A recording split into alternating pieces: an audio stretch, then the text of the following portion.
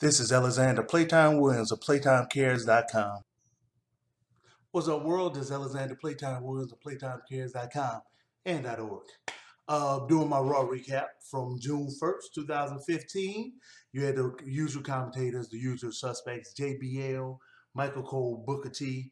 This one came from San Antonio, Texas, 2.5 hours away, 3 hours away from Houston, depending on how heavy your foot is. They started off talking about the Elimination Chamber, the heavyweight title bout, and they pretty much gave an entire video recap of what happened, from the previous night. It's the day after a pay-per-view. It's usually a pretty pivotal show. So the authority came out, the complete authority. You're talking about Triple H, Steph, um, Seth Rollins, Stephanie McMahon. That's what I meant. Seth. I don't want y'all to get confused. J&J Security and Kane. And they come out and they have an upset look on their face. Well, the recap from the show that, the pay-per-view show that Dean Ambrose won the match and he had the belt in hand, but then the referee said, hey, he did win the match, but he won by disqualification.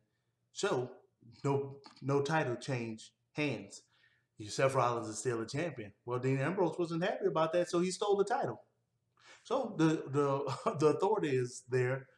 You got a whole bunch of "you sold out" chants, things of that nature.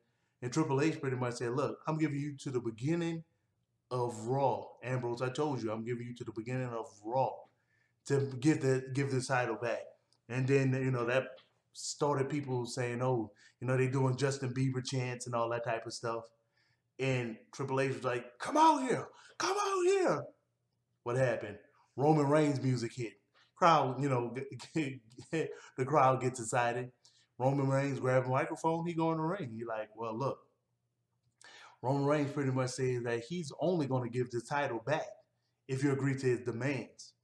And his demands is he want a ladder match versus Seth Rollins for the Money in the Bank pay-per-view. So Triple H and Stephanie McMahon was like, I don't know. And Seth Rollins just got hot. He was like, yeah, I do whatever. I don't need nobody. Yeah, I'm going to give her the match. I don't need nobody. I don't need the authority. I don't need Kane. I don't need Triple H. I don't need Stephanie. I don't need J&J Security. I don't need nobody. I'm going to give her the match. And he just gets upset and he just leaves. Then Triple H got upset with Roman Reigns for, getting in the business. He was like, you know what? Since you got involved in our match, this is what's going to happen. You're supposed to be in the Money in the Bank ladder match at the pay-per-view. You're going to have to fight for your position now. I'm about to choose an opponent for you. If you win, you keep your slot. Just that simple. Reigns was like, whatever. So his opponent, King Bear, they making him fight right now. Just an okay match. Nothing really awesome about it. Slower paced match. I guess it's after a pay-per-view, so they probably was kind of stiff. Their pace was a lot slower than normal. And, I mean, the match was kind of I don't want to call it a bore, but it wasn't anything exciting. Until around the last 90 seconds, that's when everybody really started getting into it. They started doing crazy stuff to each other. It ended with Roman Reigns giving King Bear the spear. And, him pinning him for a victory. That's about a 7 out of 10. So then they showed John Cena versus Kevin Owens match from an Elimination Chamber. Did a recap on that. So they went back to the back and, Roman Reigns, he's walking, he's drinking water, he's dehydrated almost. And Stephanie and Triple H, congratulating him on him, but they was like, hey, I hope you didn't think that was your only match. You got another match coming up. And it's going to be against Mark Henry. Got to go against the world's strongest man. Everybody like, dang. So Tom Phillips was in the back, and he's interviewing Nikki Bella. And Paige pretty much interrupts the interview and be like, look, I never got my opportunity to face you one-on-one for the title, and I won the Diva Battle Royal. What's up? Nikki was like, look, you over there doing all that whining. If you want the title shot, yes, you can have it. Matter of fact, we can do it tonight. Crowd was kind of enthused about it. So next thing they did, they introduced the Intercontinental Champion that was crowned from the pay-per-view, the Elimination Chamber pay-per-view last night, which was happened to be Ryback. I think that was a good win for him. And Ryback pretty much said that he was proud to be the Intercontinental Champion, and that brought the crowd into a huge "Feed Me More" chant that happened a lot. And he asked the WWE to feed him more challenges for the title, so that got the crowd really amped up about it. So Ryback was put in a match versus The Miz. Okay. As soon as the match starts, the Big Show music hit. If you remember, he hasn't been seen since he had that last man standing match with Roman Reigns. So that was a real big surprise for everybody. The crowd was feeling that. Good writing. Give credit where credit due. That was good writing. And you sold out chants came heavily with that, and Big Show steps up, and he got his set going against Ryback, and he just turned around, KO punched the Miz in the face, and Big Show pretty much grabbed the microphone, was like, "Look, I'm the only person that's gonna take that belt off of you, so don't worry about all these other people. You need to worry about me." Hey, feed me more chants ran out, man. It just rang. Feed me more. And then that was that. So that match was pretty much a no contest because Ryback never got a chance to even wrestle the Miz because the Miz got knocked out by the Big Show. Next thing happened, Kevin Owens, the NXT champion, came to the ring, and they pretty much showed the Elimination Chamber match between Kevin Owens and John Cena, where the surprise win was that Kevin Owens actually beat John Cena. And they announced that Cena and Kevin Owens would have a rematch at the upcoming Money in the Bank pay-per-view. So, you know, Owens pretty much said that he did deliver on his promise, and he said he was going to beat Cena, and it was Cena had to prove that he was good enough to beat him. He delivered on his promise by beating Cena. Of course, fight Owen fight chants that became really prevalent. Then he said that Cena pretty much got branded to be like a superhero with the colorful costumes and things of that nature. So he essentially beat Super Cena. And let's go Cena suck chants that started raining out. Then Owen said that he was going to expose the lie, which is Cena. Everything that they made him out to be. He said that he going to expose Cena.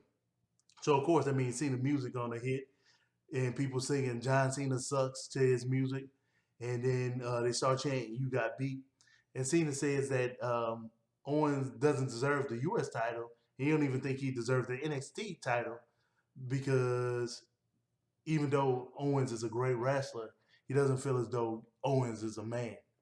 They like a man in training. So, they had a little back and forth banter. But, I mean, ultimately, they're going to fight at the Money in the Bank pay-per-view. Then you had the Elimination Chamber pay-per-view tag team match that got recapped. Did a video recap for that, which led to a match between Kofi Kingston and Dolph Ziggler. And, of course, the crowd is chanting, "We want Lana," more than anything. And then, of course, because the New Day are really, really, really good heels, the New Day suck chants, they just kept going at them. They kept hitting them boys with that. A lot of high-flying action. Ziggler actually he held on to Kofi Kingston tights to win the match, which I think was a good move. Why not? And of course, the New Day just decided to go ahead and jump him. And out of nowhere, primetime music, that whistle hit, and they head to the ring and save Ziggler. So of course, when that match, the Kofi Kingston match, about a 7 out of 10. So when they came back and got everything settled, you had a 6-man tag team match. You had the New Day, all the members, versus the primetime players and Dolph Ziggler, and the crowd really got behind, hoping that the New Day lost. And Titus O'Neil, he did an excellent job of winning over the fans. They were just really excited with all the stuff. They were really interfacing with him. He doing the Omega, Q Dog chant, stuff like that. The sound, doing that, crowd hitting him back with it, all kind of cool stuff. And Titus ended up actually ending the match with a pump handle slam on Xavier Woods. He ended up getting a pin victory. That's still about a 7 out of 10. So the next match is, of course, Mark Henry versus Roman Reigns. It was a decent match. Nothing really over the top special about it.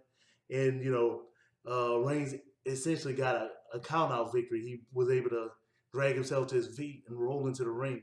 Was about to count at 8.5, 9, and Mark Henry pretty much bust his behind after that. Just Roman Reigns was trying to catch his breath in the ring.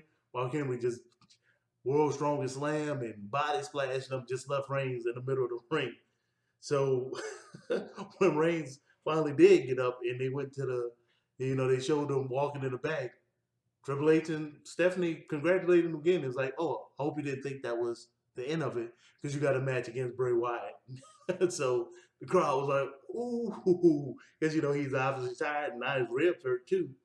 So the next match was the Paige versus Nikki. And before they started that, they decided to show a recap of the Divas match between Nikki Bella, Paige, and Naomi, which Nikki Bella ended up winning. And pretty much an average match. Really wasn't nothing to really write home about, but the ending was good. It bumped it up from being a 6 out of 10 match to about a 7 out of 10 match. Trick out the old playbook. They did the twin magic switcheroo.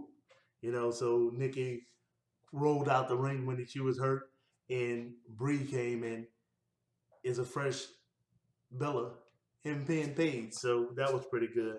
Like I said, nothing was really outstanding about that match. It was pretty horrible overall. Let me go on record and say you need to utilize Natalya, Naomi, and Tamina more. We need more wrestling and less tights. I mean, it is what it is. Next match was Randy Orton versus Sheamus. Pretty back and forth match. Average pace. Sheamus pretty much got himself disqualified by using a steel chair on using a steel chair on Orton. I mean, it was a DQ match, and afterwards he just kept whooping up on Orton. I mean, especially that bro kick at the end, it was just vicious. And that match was still about a 7 out of 10. Then you saw Rusev on crutches, hobbling along to do an interview, and pretty much say that he doesn't have his health, he doesn't have Lana, he doesn't have the title, he pretty much lost everything, but he gonna come back and he will take everything. And that started people doing USA chants. They didn't even care that he was injured. And then you had Bo Dallas versus Neville. Oh man, that match had a lot of potential, but the match was too short and they didn't do anything really spectacular. Neville was Neville. He did some cool stuff. 7 out of 10. Then you did a Tough Enough submission compilations. There's some pretty decent people that's submitting for Tough Enough. Can't wait to see some of that. And then you had Roman Reigns versus Bray Wyatt, and that was pretty much a back and forth match. And you had Kane, Seth Rollins, J&J Security come to the beginning of the ramp, and Bray Wyatt is giving it to him. I mean, but Roman Reigns keep doing countermeasures to keep him off, which was pretty cool. He obviously tired, but he just keep doing cool counter maneuvers, and he finally was able to get a Superman punch on Bray, but then authorities came surrounded the ring. He had to turn his attention to them. So he turned his attention, but he didn't leave it on there. Saw the opening, boom, he speared Bray Wyatt, was pinned him. Well, the authority members, they got disgusted, was coming in the ring. Then Roman Reigns was looking to see what happened. Dean Ambrose music hit. Crowd go nuts. I mean, they just go nuts. And pretty much Ambrose and Reigns, they pretty much whooped up everybody that was present for the authority. And then Ambrose did his Dirty Deeds finishing move on Rollins, and hey, that was pretty much it. And then he tried to give him the belt back, but since he was knocked out, he's like, well, heck, I'm gonna keep the belt.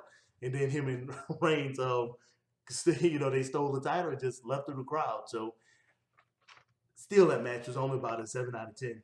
Being honest with you, all the match was pretty much just average. They didn't really do anything spectacular. Like I said, it's a day after a really brutal pay-per-view. Elimination Chamber is usually a really hardcore pay-per-view, especially if you was in the Elimination Chamber. So I expected something like that. But they did advance the storyline enough to warrant watching it. Playtime Cares, It's my name on everything. Look me up. That's my name. Playtime Cares. You can feel free to donate, whatever the case may be. Peace. Oh yeah, feel free to comment on everything. Peace.